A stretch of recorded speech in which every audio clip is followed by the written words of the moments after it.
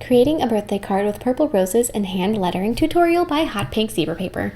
So in this video, this is a birthday card for my sister Jade, and so I used illustration markers, colored pencils, and a couple pens just to do this really pretty, easy roses and some, like I said, lace and hand lettering on there that I think is just so easy and pretty and really would be a good birthday card for anyone that likes purple and flowers and all of those really pretty, simple, elegant things to do. So I hope you like that. So now I'm going to be starting and I'm going to be just measuring where I want the roses to be on the outside of the card. So I have opened up the card, flattened that out, and measured 1.5 inches from the center crease and then marked that off. Then I'm going to erase most of the pencil lines just so that they don't show in the end.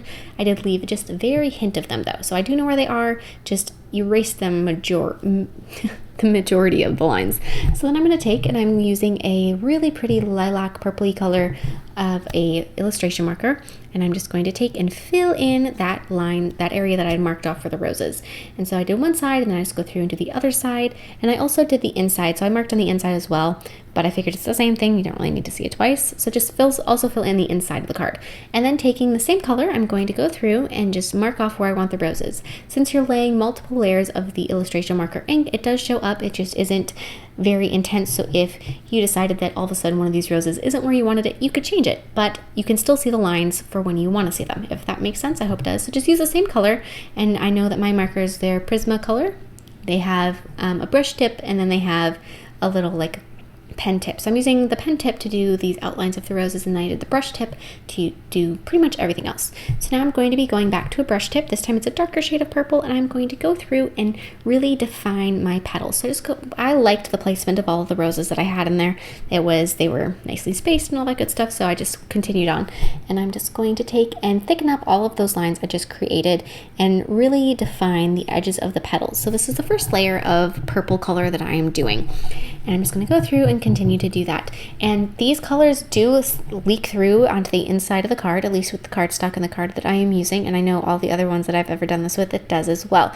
So I purposely designed this card in my head to make it so that I would use the same color on the inside as the outside so that it would work and that it would be okay that it leaked through. So I was really conscious of that as I was doing this. And this way, when you open up the card, the roses aren't as intense and vivid, but there is like this almost watercolor, foggy, faded looking roses on the inside of the card behind the happy birthday too. So that does show through, and that was intentional. So now, after all that's done, I'm going to take the exact same medium purple color and I'm going to do a second coat. This time, I'm really going to focus this ink on the inside edge of each of these petals. So towards the center of the rose, of each rose, I'm going to make sure that I add just a little bit more of this medium purple color. And I ended up doing 2 more layers of color after this. So I just really, you want to build the color up. You don't want to try to do everything at one time because it's not going to work well. You might end up with bleeding. It's going to have some trouble, but if you just build these layers up piece by piece, it's really going to have a cool, really realistic looking rose at the end. That's so easy to do because you just keep repeating yourself. And the roses, they just are like parenthesis lines that build from the inside out. So start with a couple C shapes in the center and then just grow them. So now this is a different color purple. This is another shade darker. I'm going to go through and do just another little line pretty much right over the top of the last one I did. So that inside edge of each of those petals, I'm going to go through and do another line with this. It's a little bit of a pinker purple, but it is darker, and that's fine that it's a little bit pinker. You could do a little bit bluer if you want. I was trying to decide what kind of purple I wanted my roses to be, if I wanted them a little pinker, if I wanted them a little bluer, because I didn't have a darker shade of purple that was exactly in the same family as these other ones. I decided a little redder was the way I wanted to go. So as long as it's darker, it's fine. And so just keep adding that next layer in there. And as you can see, with each layer that you add, they get to be a little bit more, they have more depth with each layer. So now going back to that medium purple, I'm going to take and do another layer over each entire petal. This is going to blend all of those layers we've done previously and really make them nice smooth gradients, so it doesn't look like there's all these lines. It looks, like I said, smoother. It's just a little bit softer looking that way. So just add another layer over the top of all that, and as you can see within each of the roses, some of that original lavender lilac-y color does still show through, which is good. We want that, and so you want to end up having several different shades of purple within each flower. So now I'm going to switch to some colored pencils, and I'm going to be the same thing. I'm also still using Prismacolor. It's what I have accessible to me, and so I'm going to take and I'm just going to highlight the edges of each petal. Yeah. So just take, and with colored pencils, you really have to use a lot of pressure.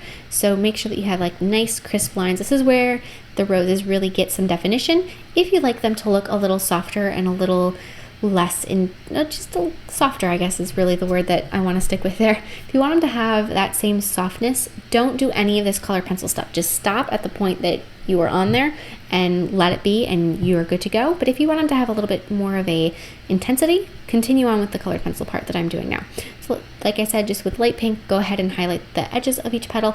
I wanted to bring some more pink into that after I had added that red or purple on the flowers in the darker area. So I thought adding just a little pink highlight would really bring some of that out and really brighten the pink hues.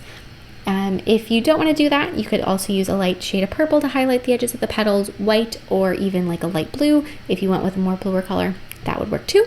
So I'm going to take a black colored pencil and I'm going to define some of those edges of my roses, just a little bit in each one, just like that. And then I'm also going to be filling in between each of the roses with a colored pencil.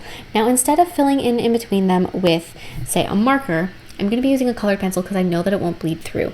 And I don't want any of that black on the inside of the card because I'm going to be doing some hand lettering with black on the inside of the card. So I needed to make sure that no black leaked through. And the way to make sure that you're going to do that, and that's going to be safe, is to use colored pencil. So that's how I was doing that. Once again, though, it does take a lot of pressure with your hands, and I don't do too much colored pencil, so those muscles aren't used to doing this, and so my hand does get tired after even doing this little bit of colored pencil work. So if you are doing a bigger section with these roses, you might have to take a break because it does take quite a bit of hand muscle to get this part done. And if you don't use that muscle and that strength on the colored pencil, it's not going to have that intensity, that really dark black color. It's going to be kind of streaky and gray like a Crayola colored pencil or a school color pencil would be. So now I'm just going to go through and I'm going to continue adding that little bit of black here and there on my roses. Just, that's like, it's going to add some depth to them again. All of these layers, the more layers you add, the more depth and the more realism your roses are going to have. So now I'm going to take and I'm going to outline the edges of my rose areas with some black. It's just a black illustration marker. And then I'm going to take and I'm going to mark off. I just kept dividing my sections in half. And I'm going to go and I'm going to be adding a little lace. So I added loops and then added loops within those loops.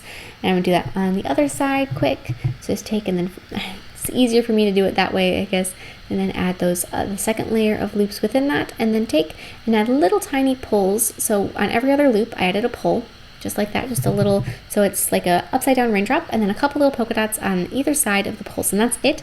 That is such a quick, easy, really cool looking thing to do. It's something that I do on nails all the time, so I am used to doing these, and so just really quick and easy for me using this nice thin illustration marker with a brush tip.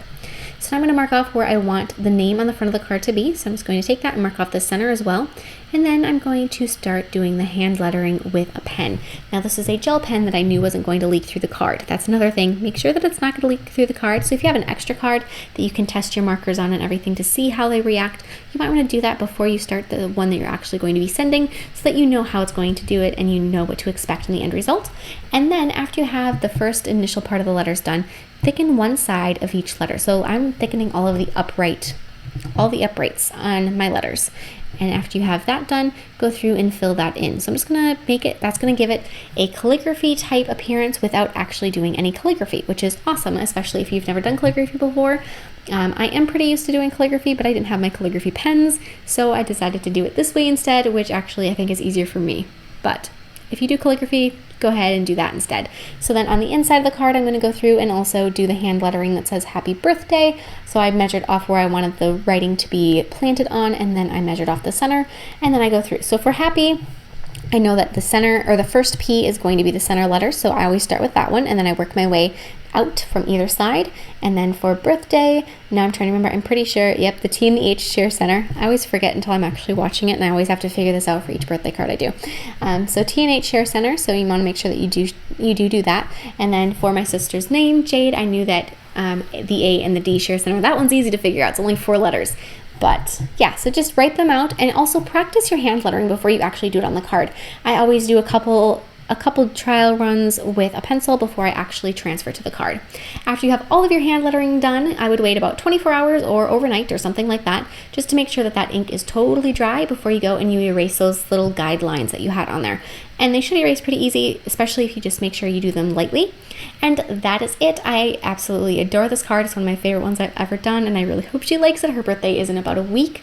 And you could take the basic pattern that I used and switch up colors, flower type, even the pattern within the little section that you do. You know, you can really personalize this any way you like. So I hope you like this, and don't forget to share recreations with me on Facebook and Instagram. I'd love to see them, and also check out my Facebook and Instagram accounts for more of my art, and I'll see you in my next video. Bye!